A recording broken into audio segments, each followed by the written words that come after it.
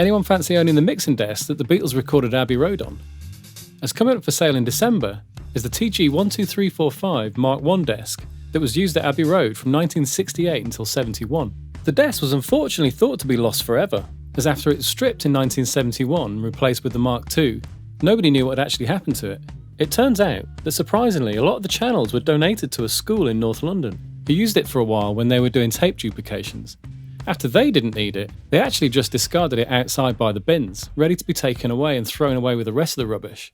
And it took some great fortune for one of the employees to see this great treasure just stood there by the bins. He actually picked it up because he liked the look of the knobs. Later realising what they were, he put it up for sale and the songwriter Terry Britton bought everything, who then, years later, offered them to producer Mike Hedges, who was a collector of TG desks. Mike was taken aback by this offer as he had the rest of the other parts, meaning that he could complete the whole original desk.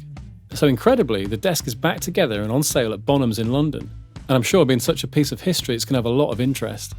It wasn't just used on Abbey Road, of course, as it was used extensively between 68 and 71, so this includes Lennon's Plastic Ono Band and Harrison's All Things Must Pass, and McCartney's debut album. For the studio, the desk was the first departure away from tubes, and it actually took them quite a bit of time to get used to the transparent sound that it offered.